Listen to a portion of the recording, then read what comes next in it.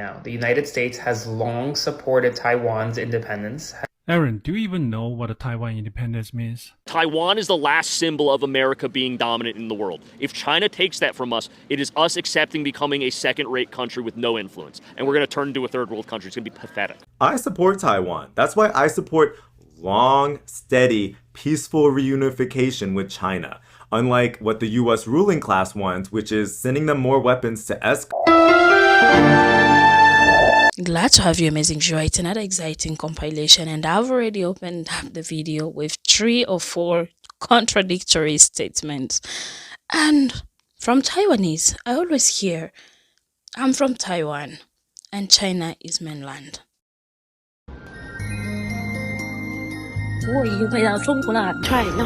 So what is going on here? I'm going to roll up the few clips that I came across and let's discuss. Kindly like the video for recommendation, subscribe if you're new here.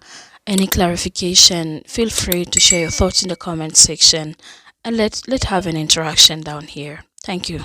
In what was supposed to be Taiwan's defining democratic moment against China's influence, voters have instead delivered a crushing blow to Taiwan's ruling party and their anti-China efforts. Let's break down what's happened without, of course, the Western spin. I've not heard this news, in fact, at all in the West. Absolutely infuriating, even though it covers a democratic exercise on the island that could be the flashpoint that triggers World War III. How are we? Sorry, I know how we are not talking about it, because women's football this Sunday, BBC, thank you very much, is way more important. Now, the unprecedented mass recall vote targeting 24 opposition lawmakers from China-friendly Kuomintang party in Taiwan. That's basically the topic. Basically, 24 pro-China guys sit as elected officials in Taiwan, but there's a democratic mechanism to boot them out even before their term ends if the public are sufficiently dissatisfied with them. Not just Kuomintang members, any members can be sort of booted out. It's like deposing a president you're just not happy with, like overthrowing him, but democratically. For 24 pro-China officials this month, that was triggered a recall vote. It was historic. It is historic, but not in the way of being what the anti-China bloc actually wanted. It had spectacularly failed, with every single targeted Kuomintang politician, pro-China politician, surviving the purge attempt. Every single one. This wasn't just any ordinary election, guys. This was Taiwan's attempt to purge lawmakers accused of blocking defense spending, meeting with Chinese officials, and undermining the island's overall security against a apparently growing military threat from China. Now, they were upset with all that, so they asked for a recall vote. They said, let us boot our officials out because they're too pro-China for us. Some voters wanted it. They got it. They got the vote. They didn't get the vote to go in their favor. Groups backing the ruling, currently Democratic Progressive Party, the DPP, in Taiwan have branded their own efforts as anti-communist movement. So, anti-communist movement. They were desperate to remove what they saw as Beijing's collaborators from Taiwan's, mechanism of governance, Taiwan's legislature. The stakes couldn't have been higher. The legislature basically is a bunch of officials that gather around, work together to pass laws that then are implemented. The stakes were huge, right? They thought, if we can't remove these lawmakers who are blocking our efforts to oppose China, we'll just continue with the island drifting into China's sphere of influence, into China's orbit. And if successful, this recall vote could shift the balance of power, allowing Taiwan's government to push through tougher defense measures and keep to itself, distance itself from the mainland. Instead, the results reveal a different Taiwan now. Worse for the anti-China bloc than before the recall vote. It's a Taiwan reality now where the people are growing wary of constant anti-China rhetoric. They're getting fed up. And political warfare is not something they just want to carry on. It's almost like, guys, bear with me. Hear me out. It's crazy. It's almost like the Taiwanese, yeah? They're more and more wondering, why is this island aligned with the US tens of thousands of miles away when the Chinese mainland is just next door and may even offer economic benefits should this island pivot in that direction? It might be better for us. It's almost like, brace yourself again. It's a mad one, right? It's a hot take. It's like a... Brace yourself. Zero budget animation. It's almost like the Taiwanese people don't want to be caught between two great powers and be used as an American pawn, as an American aircraft carrier against China. Now back to this vote. With turnout reaching nearly 60%, Taiwanese voters sent a clear message that they're tired of this endless confrontation with China. They'd rather cooperate than put up walls with the mainland and ramp up defense spending needlessly. They'd rather work with China. The failed recall now guarantees, this is how it's worse now for the anti-China bloc than before. The failed recall now guarantees that these pro-dialogue, they call themselves, pro-China, called by the adversaries, pro-dialogue, often called pro-China lawmakers of the Kuomintang party, they're now protected from future removal attempts until 2028. Effectively cementing opposition control of the legislature. So Taiwan can't easily pass laws now that the Kuomintang are not happy about. For Beijing, watching quietly from across the Taiwan Straits, this outcome couldn't have been better. The politicians they actually talk to remain firmly in place, firmly in power, while Taiwan's government faces years more of legislative gridlock. They can't pass laws that the KMT are unhappy with. Naturally, because democracy didn't go very well here for the pro-West, anti-China cooperation bloc, it's seen as a failure. The democracy has failed.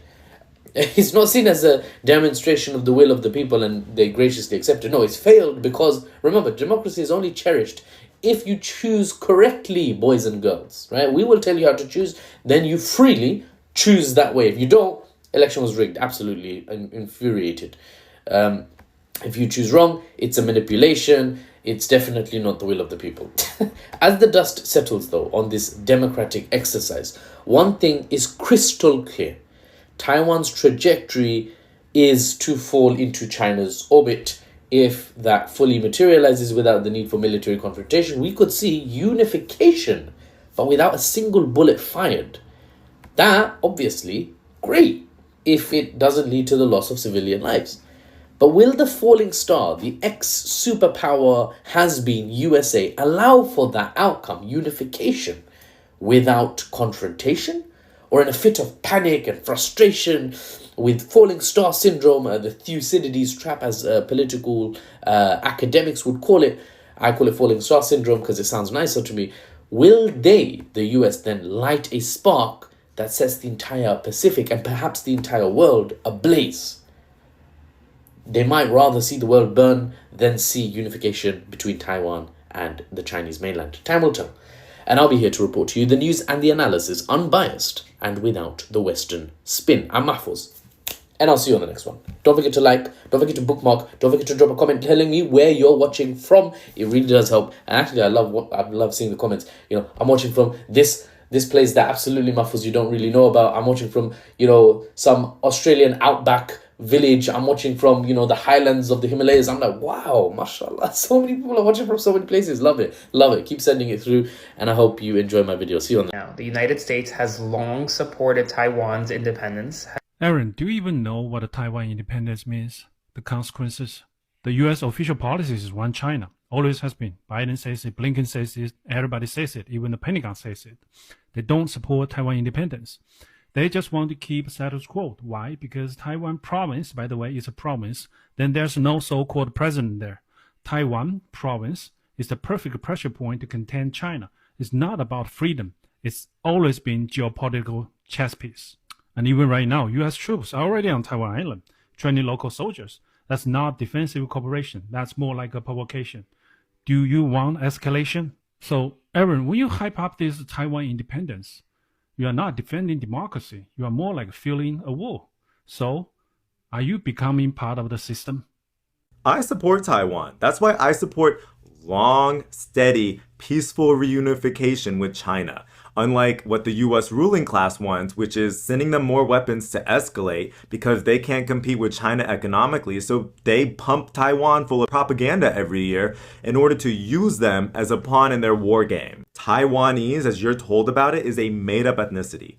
The ethnic majority in China, Han Chinese, They went there and took it over from the indigenous people. The nationalists in China's civil war, Chiang Kai-shek and his crowd, are you kidding me? These people basically supported feudalism. They lost the war in mainland China, retreated to Taiwan, and were banking on getting more Western support to keep fighting that war. They pretended to be the government of all of China, mainland and Taiwan, for decades, and the West supported that until China, under the Communist Party leadership, reformed and opened up. And one of their agreements was that the Communist Party of China would be seen as the governing body of all of China, including Taiwan.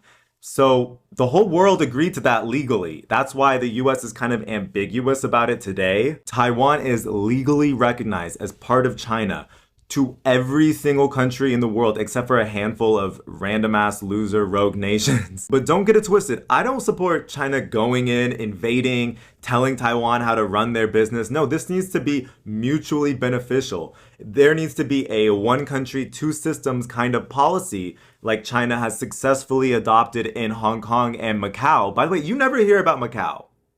You heard a bunch of crazy ass propaganda about Hong Kong. China would shut down some billionaire's newspaper that would be pushing anti-China propaganda and encouraging riots.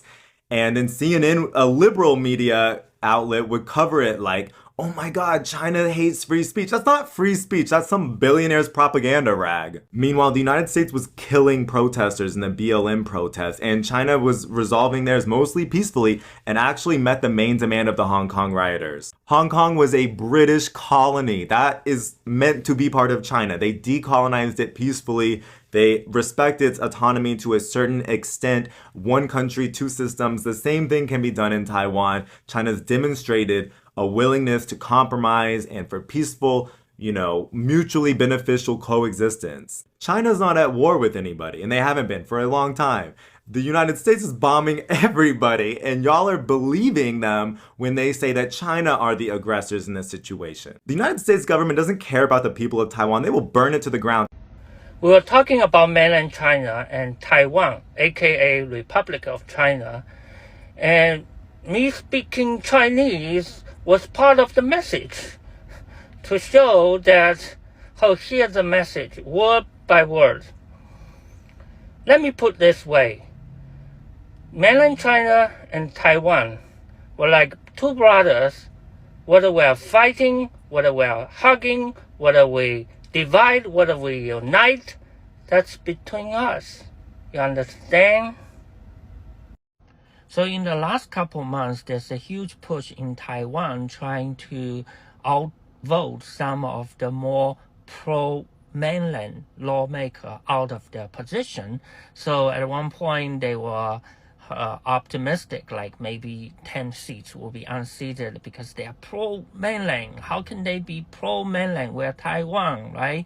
So, and at some point, they say maybe at least I'll vote 5 of them, but turns out after all the voting, none of them. So every seat safe, even when they were labeled as pro-mainland. So it's good news. I mean, I didn't follow closely, but just by labeling some lawmaker as pro-mainland, just as a reason to unseat them, it's just unreasonable, right? If they did something bad for the Taiwan local people, yeah, then vote them out. But just because they are pro-mainland, in my opinion, everybody should be pro-mainland. Why not? That's your brother. We are your brother. Why don't we?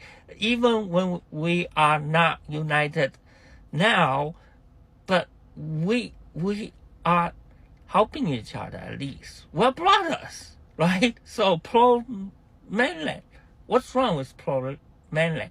I think that social media like TikTok really helped. Like people, because mainland China has a very weak voice internationally.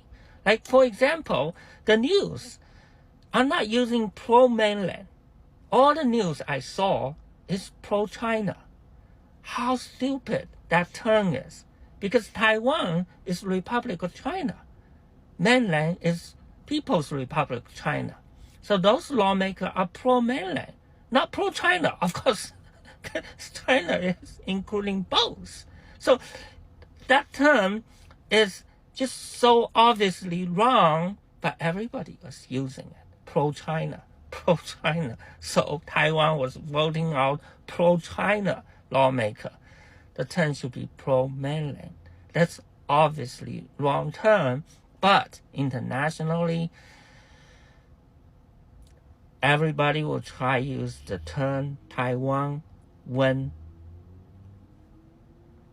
China should be used a lot of time, and in the intentionally pit Taiwan and mainland against each other and call one China, call one non-China, and that's just wrong. That's because everybody, including United States, recognize one China.